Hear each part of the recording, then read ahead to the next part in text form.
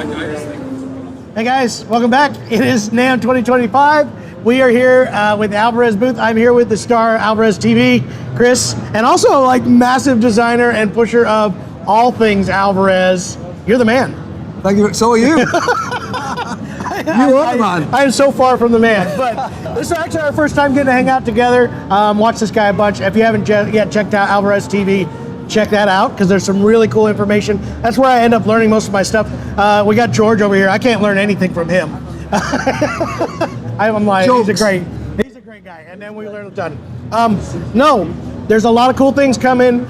One of the things that got us really fired up about Alvarez, because we were not a dealer until last year, when I came in here and I looked at the new Laureate series. And that was what really sold me on what Alvarez was doing.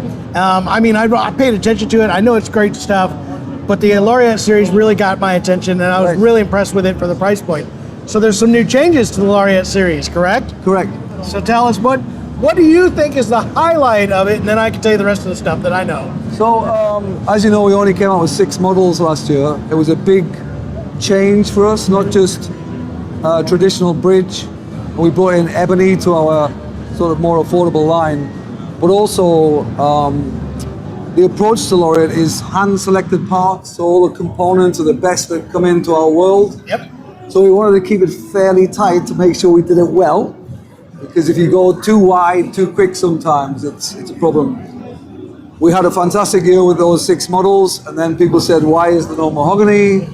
So Number one request. Number one request, where's the mahogany? Because they were all rosewood. So we've expanded all the models to 24 pieces. They're all mahogany. There's a new color called Sunset, because we launched with Daybreak, which is a very light colored burst. And then we came out with a new shape. It's our take on a 0012 fret, which is Let's grab some of these. Which is This is actually one right here. Yeah. This one speaks all of what you just said. Mahogany Correct. top. That's it. Mahogany backing sides. And 00 style, 12 fret body. I'm a huge fan of 00 12 frets, by the way. They're my favorite guitar shape. And it's so weird because it's not a whole lot of people doing 00s. 00s got really popular in these single O's, but 00s to me are cool. I think of my favorite one was Merle Haggard had a 00 45. Love that guitar. I want one just like it. You know, they're so balanced. There's lots of air volume in this body. It's the same length as a Dreadnought. It's fairly deep. Obviously, the top bout and low bout are not as wide, but it generates enough air volume to get the sort of resonance and volume out of it that's surprising for a medium-sized guitar. And it still has this really cool mid-range depth. That's what I love about 12 fret 00s. Here's another one. So this is our new color. This is the new color. So it's called Sunset, which is the opposite of Daybreak. Absolutely beautiful color. I just saw it in a 14 fret dread. I love that color. Again, I'm gonna give you guys a heads up. Everybody's been knowing about this, so you might as well talk about it here. Somebody walked around here, said they got a hygrometer, and it was 18% inside this building. 18% humidity. So there's been some rough stuff. There's some guitars getting lost, and I know that's kind of scary. We've done pretty well, actually. Are you doing good? Oh, absolutely. Absolutely, good. We've only lost one. Only lost one. Some of the companies have lost some $20,000, $30,000 pieces. Yikes. But this color, stunning. I gotta say, it's probably my favorite. Added the herringbone trim to this too, as well. Only on the rosewood. So we have brought the color on the mahogany. Makes sense. We added a little bit more bling on the rosewood models, and it just goes so nicely with the contrast. A little bit of light herringbone into the rosewood. I love this push of, because I think that's what's cool. You guys have always been a forward-thinking company. Alvarez has always been a forward-thinking company. Yairi, forward-thinking company. But I love that you now are a traditional company because you've been around so long. You are, and I love that you're kind of balancing out traditional builds with a traditional company that's been always so forward-thinking. So that's what Laureate gave us. It gave us the vehicle to make or to focus on traditional stuff. So doing a 12 fret 00, there'll never be a grand auditorium in Laureate. I love that. I love that. You heard it here first. Chris said it. Chris said it. So, man, that's what I'm going to say. 15 years, you come out with a grand auditorium. But also, what I love about the history of this shape is, like, you know, when Martin came out with the O series, that was a big guitar. It was. It was called a concert instrument. Yes. People were coming out of the home into concert halls. Then they came out with the double O, which was like, that's a huge instrument. Then they came out with this. I think in 1902, people were like, that's too big. We don't want that. And now it's like a medium size. Now everybody considers this tiny. Yeah, that was the concept. Yes. You know? And I love that history, like the way, certainly, modern history has affected and influenced all of us, right? Everybody. And we should, no matter what. That, I hate that when companies kind of ignore. There's certain pioneers that are part of this whole world, and we got to recognize it. Absolutely. And that doesn't mean that you can't do a balance of that. Correct. So yeah, good job. That's a great attitude. But this wasn't received well back in the day. And of course, when they came out with the 14th fret, triple O and the OM, that shape just changed. It came in here, 14. Got a bit squarer, and this disappeared for a long time.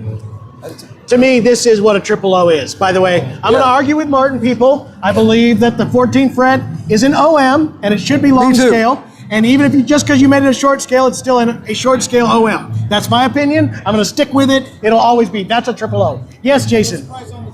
Triple O. All of these are going to be the same price, correct? All the mahogany guitars, except for the mahogany top. Yeah, I think is that $11.99 or $12.99? I see $12.99 on the Sunset. Is the mahogany top the same price? No, it's That's $12.49. $12.49. Yeah. Yeah. Okay. Well, that's what this one says. $12.49. I'm sorry. We're gonna find it. And then we go to $14.99 right in there for the rosewood. Okay. For the herringbone. So again, it's like us trying to bring something of value, a bit of a luthier bench-made approach to a production instrument is really what this line is about. Very, very cool.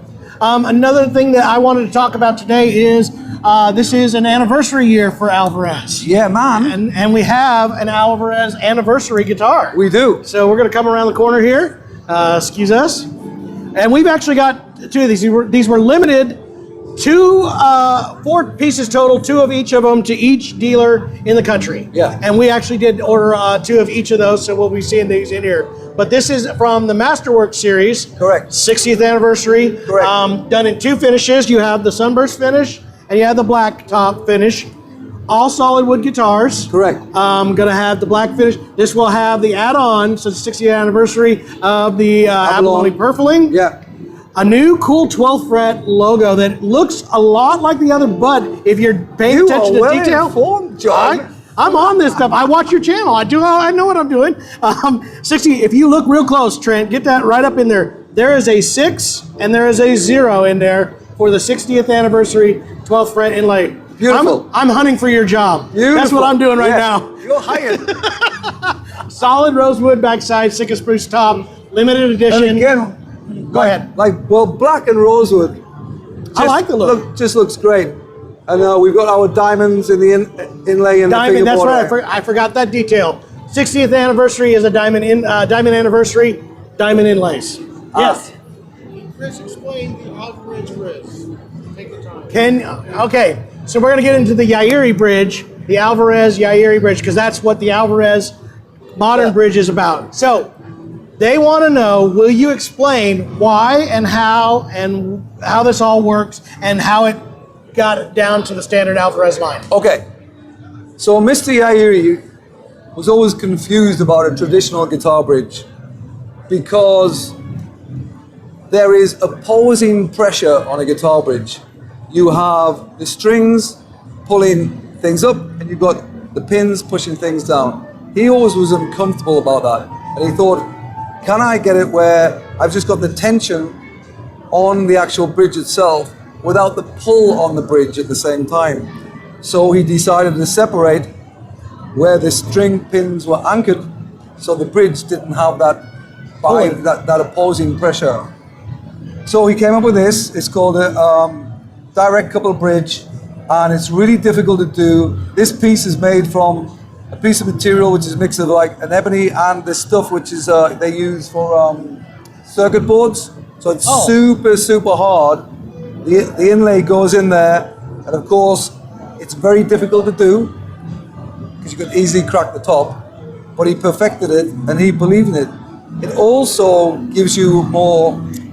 Some people believe this and some people don't. He thought it'd give you more down pressure Some people will say it doesn't because the down pressure ends on the saddle, but it certainly gives you more brake angle on the saddle. And I have made like identical Yairis where I've put a normal bridge on, and they do feel tauter, just a little bit. I would assume that it has to. So I agree. I agree with his theory myself. So he believed in string tension because he said, get as much tension in the sound box as you can. You can release it, okay? But it's like he wanted that tautness, and he wanted that response. So that's the start of it, and then you guys moved it into the Alvarez line. Obviously, it's a lot harder to do this, and that's why it's reserved for the Yairi line. Correct. Because it's, like you just said, very hard to get that done in the numbers that they're doing those.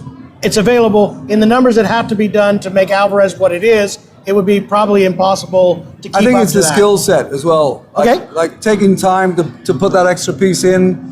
You know, you're taking strings and the pins straight into the top. You got to be very careful. But there's a lot of things that are actually still not just the shape in the reserve, but that you brought down this lower bout, Correct. so you have a stronger break angle. Correct. And you also have the opening of it to take some of that tension off of this side Correct. of the back. See, I'm a smart guy. He's coming to join us, man. I told you, I'm shooting for your job. George, You've got it. George told me. I'll retire. Just kidding. No, that is really, really cool. And again, I know we're going to be seeing even more Alvarez stuff working its way into the shop. My next series that I'm planning on bringing in is more Masterworks. This year, you're going to start seeing a lot more of that. Obviously, more Yairis. In fact, we were just talking about this is going to start coming towards the show. Do you want to talk about this? Yeah, I think This is a reserve-ish kind of thing, but we might as well talk about it. you know, we launched a lot of new models last Namm show, and we were slightly overawed with the response. And as you know, lead times have been getting longer on Yairi. We are starting to catch up. So when we launched this, they sold out very quickly. It's a Redwood and an Indian rosewood top. Again, I found this wood in Yairi. It had been sitting there for decades and decades. There was only about 150 or 160 tops. It's like old growth coastal redwood with the finest grain. And these guitars sound like, to me, they don't sound like anything else. You know, they're complex. Redwood has, yes, very, I was going to use that word, very complex tone. But redwood is a lot harder than cedar, and you get that kind of power there as well. But we have managed to source redwood of this quality, so we're going to continue with the redwood tops, which is great. Very, very cool. So we'll see that. I actually talked to them about a folk size or their OM body shape size. I'm pretty excited about getting some of those in here. Yes, Jay? 2 questions. I was asking, are there any JP signatures hiding over? Okay, so we worked with JP, and you know that, and you've worked with JP. He's a great guy. He's a great guy. And we obviously ordered the big bulk of the JP signatures coming in. I know there was an issue with getting some of this sourced Adirondack tops for those.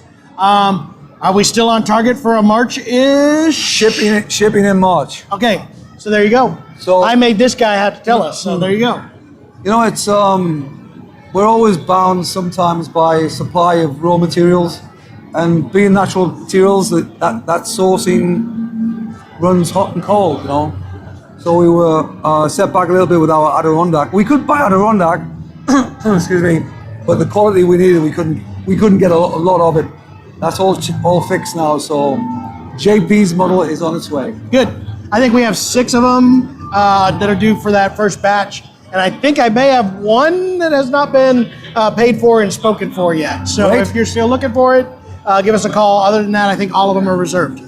Yeah. Same line. Got any more Honduran Mahogany? The Honduran Mahogany series. How long till we run out of those? So the vintage Honduran that I found by accident 8 years ago or whatever is going to run out this year. So how do I reserve most of it? So the thing is, you know, I understand the romance around that wood. It's sat there for 50 years, and it's amazing. And when we found it, I couldn't believe it. It's like I'm sitting there. One of my colleagues scratches because it oxidized. He scratches the black off, and there's this golden brown shining through. And it's like, what? We have used it all They will all ship this year. So by about, I would say August of this year, we would have taken everything from Yairi. We have sourced more Honduran. Honduran series will continue. We've sourced the best Honduran mahogany on the planet. There's nearly 2,000 sets sitting in St. Louis now, on its way to, we've made samples with this stuff.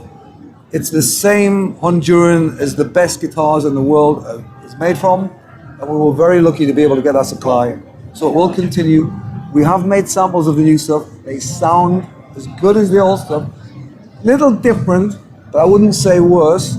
And we'll continue with the series. Okay. Well, I expect to work with you, and we'll discuss those two things. I mean, I tell you what we should do. We should do it together. We should do it together. So we should, when those new ones start coming through, we'll hold a couple back, and we'll do an A/B test in the store. Yep. And then we'll go over to England, and we'll do it at your store. You're more than welcome. Your space. Anytime. I would love to. Anytime. You know, that's one place we never got to go when we were touring in Europe. I never got to go to England. Like JP comes over as well. He plays. He always plays that festival in. JP's good. We weren't that good, so. you're pretty good. You'll get some gigs in England. No doubt. I'd love to go. I'd love to go. You're more We'll welcome, man. That'd be great. But thank you for your support. Your channel is awesome. Thank you so much. And very talented players as well. Oh, so, thank you. yeah, Love that. Really are. Jason, you have another question for us before we go? Question. Is there any chance of getting a Masterworks with an Adirondack? Is there a chance of seeing Masterworks with an Addy top? There is, and it's something that's on our ideas list. You know, it's all that, it's the balance between economics sometimes, right? So we have Yairi, and we love that and kind of protect that in a way, but we do know that I want something out of our Chinese factory, because the quality that we're making there is so good, with more traditional woods is on the ideas list. Cool. And I'm trying to source Honduran, which is affordable. It won't come from Honduras or Guatemala, but I don't know if you know, but the British planted lots of Really? I did not know that. Lots of macrophylla, Suetina macrophylla in Fiji a very, very long time ago. Fiji? Yeah. It's exactly the same species as Central America, and it's a little bit more affordable, so we're talking to some suppliers. So if we can get those woods, make the economics of it work, then yes. By the way, did you catch that right there? He had to make sure to point out the British are what saved. I shouldn't say that, because I'm very embarrassed what the British did as well. We did make some mistakes. A couple. Because we were also responsible for cutting down all the real mahogany in Central America. I know where you're going.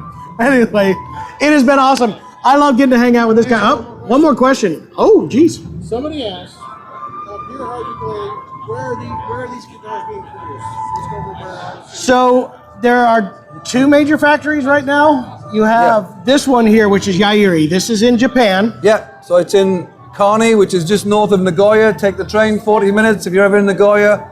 Yairi factory has been there for 90 years. They've been working with St. Louis Music and Alvarez for 60 years.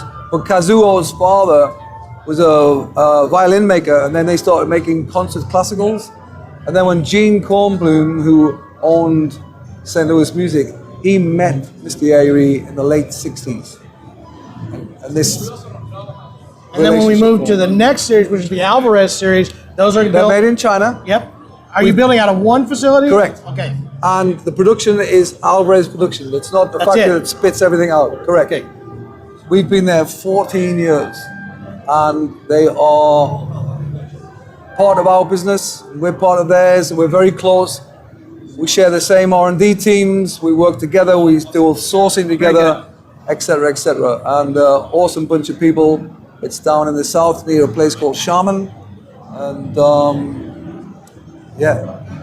I'm not into hopping around factories, man. When you find somebody good, that's great. Stay there, and especially to make sure it stays that way for the whole line. That's pretty awesome. Not everybody can do that. So to answer that question, if it says Yairi on it, it is built in Japan. If it says just Alvarez, it will be out of their Chinese factory. There's two logos. Yep. This is the Airi logo, and then obviously made in Japan. In the 80s, when Korea opened as a more affordable manufacturing base, they came up with this logo. So this logo is on Alvarez, and then it went from Korea to Taiwan to China. But this has always remained on the Japanese stuff. So Alvarez, Airi, Alvarez. There you go. And there's your difference. Yeah. Guys. All right, we're gonna hop out of here. I won't take any more of Chris's time. I've had a great time chatting with him. Later on, we're gonna go out for beer and fish and chips. Absolutely. It's gonna be the greatest. One beer? All right. Okay. You're going to get a shock in England. Yeah, I'm ready. I'm ready. That's what I'm really excited about. I want to know, is it really better fish and chips and a beer in England? You know it is. I know it is. We all know it is. You can't fake it. Anyway, we're gonna make that happen. Thank you all for being with us. Make sure to hit that like and subscribe because we're hitting you all weekend long with Namm live coverage as well as some film coverage. So much new content coming out. We're gonna show it all off here. So check it out at Acoustic Shop. Make sure to check out Alvarez TV as well. Thank you. Bye guys. Thank you, John. Thank you, buddy.